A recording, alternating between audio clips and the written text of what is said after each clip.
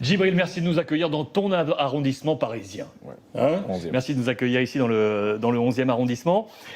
Djibril, je voulais qu'on revienne ensemble, peut-être sur la saison la plus forte en émotion de ta carrière, saison 2004-2005, parce que c'est le plus gros transfert de ta carrière, 20 millions d'euros entre la JOCR et Liverpool. Une grave blessure, terrible, des mois de convalescence, et puis à la fin de cette odyssée de retour, la Ligue des Champions. On va revenir sur toutes ces balises-là. Comment ça se passe, ton transfert? Janvier 2004, tu finis la saison avec la JOCR. Ouais. Comment se passe ce transfert? Tu es le deuxième meilleur buteur historique de la JOCR et tu quittes Auxerre, tu quittes Giroud pour rejoindre Liverpool. Ouais, on s'était mis d'accord une saison avant. Donc la dernière saison à Auxerre, j'appartenais à Liverpool déjà. J'avais déjà signé en tout cas. Et on s'est mis d'accord et avec le coach, voilà, vu que c'est une personne que j'adore, et je lui ai dit, je vous ferai la plus belle saison que je pourrais faire et on terminera bien l'histoire. Et finalement, ça se finit sur un titre de meilleur buteur à 26 buts. Une belle saison, mais un gros pincement au cœur parce qu'il faut partir.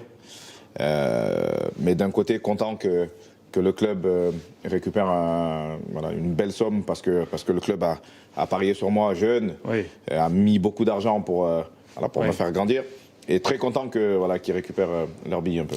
Que t'a dit Giroud à ce moment-là? Est-ce que tu te souviens de ces mots? C'était un deuxième père pour toi, on peut le dire ainsi. Ouais.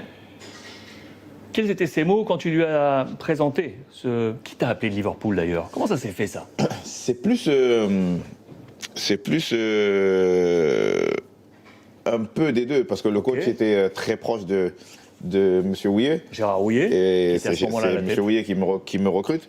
Et moi, j'avais d'autres clubs. Et le coach voulait plus que j'aille à Liverpool pour justement...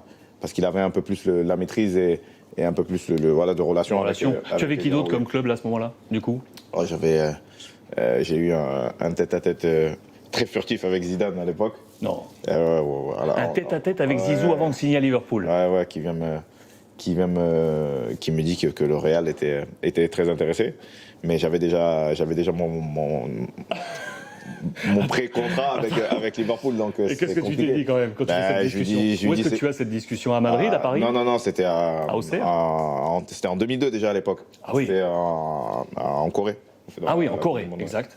Donc, il y avait beaucoup de clubs. Il y avait Milan, il y avait l'Inter, il y avait le Real, il y avait le Barça aussi, à l'époque. Les plus grosses écuries européennes te voulaient à ce moment-là. J'étais le petit phénomène de l'époque. Alors, quelle est ta sensation? Quand tu arrives, Gérard Houillet n'est plus là. Il est débarqué. Transition, c'est Rafael Benitez, l'Espagnol, qui prend l'équipe. La photo de présentation qu'on a en tête est avec Rafael Benitez. Comment se fait cette acclimatation? C'est un gros changement parce que je me dis, je vais arriver avec un coach anglais qui connaît le coach que je viens de laisser. Donc ça sera plus facile. Un coach avec une histoire et qui est assez posé dans le club. Donc il n'y aura pas trop de problèmes d'acclimatation. Et finalement, je me rappelle exactement le moment. À chaque fois j'en parle et je me rappelle, je pars d'Auxerre pour aller à Paris pour faire des courses, et c'était une semaine avant.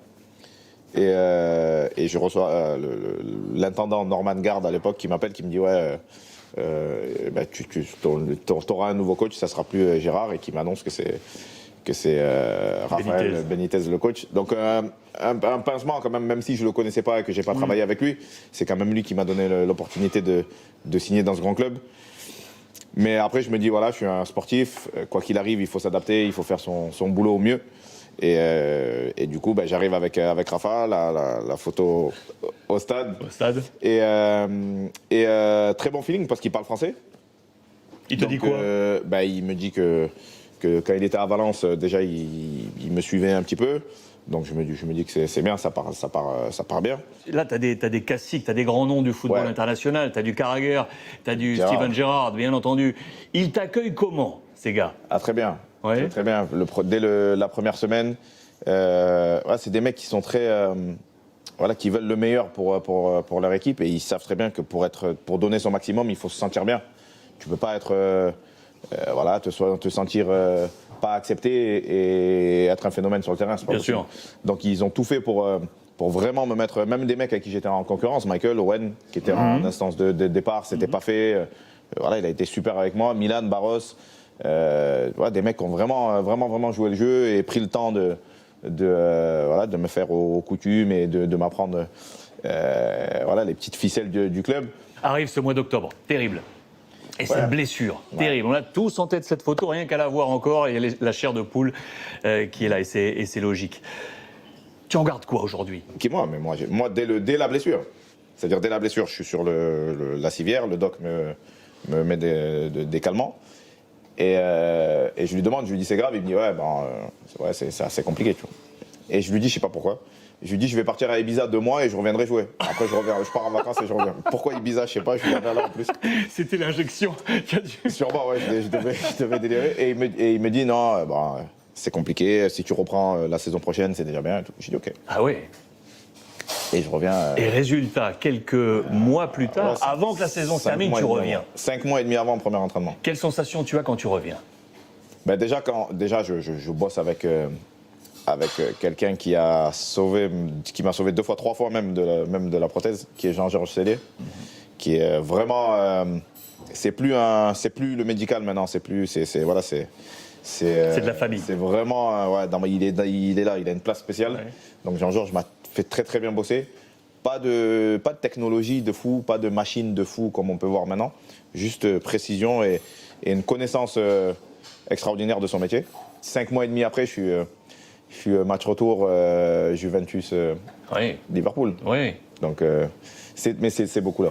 C'est beaucoup dans la tête. Et du coup, et c'est logique que je t'interroge là-dessus, cette grande finale. On est en pleine semaine de tirage au sort de cette Ligue des Champions. On a tous en tête cette grande finale, donc 2005, face à l'AC Milan, avec un scénario de fou. Pirlo est là, dans le côté Milan. C'est une équipe de Golgoth.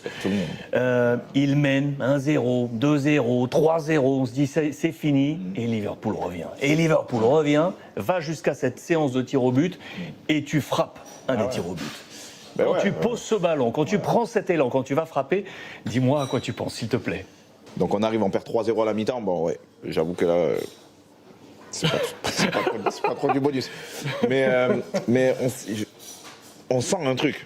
On est dans le vestiaire, mais on n'est pas, abattu, on n'est pas. Qui est-ce qui parle là à ce moment-là là le coach parle et Steven nous parle et il nous dit quelque chose de fort et il nous dit que c'est son club. Il a grandi avec ça, avec de voir Liverpool en finale. Et lui, il a la chance d'y être aujourd'hui. Enfin, il parle pas égoïstement. Hein. Il parle que voilà, c'est son club et que ça lui fait mal d'être là. Et que si on marque dans les premiers 15 minutes, on a quelque chose à faire. Et boum. Coup du sort, c'est lui qui marque. Et c'est lui qui marque. C'est lui qui marque, c'est lui qui crée le pénalty. Quand on regarde. Et c'est lui qui finit arrière gauche comme un chien à plus pouvoir marcher. Il doit y avoir une montée d'adrénaline là, quand le premier but est marqué, puis le deuxième. Et l'égalisation dans la tête d'un joueur pro là. Le truc c'est que il y a eu trop de signes. Shevchenko qui loupe 2 fois, je dirais pas les mêmes câbles parce qu'il a fait, mais 10 fois la même action, il va la mettre 15 fois. 15 fois, bien sûr. C'est incroyable cette occasion-là. Et c'est de là où on voit que Jerzy Dudek, il est dans un jour plus que bon et qui va nous faire quelque chose.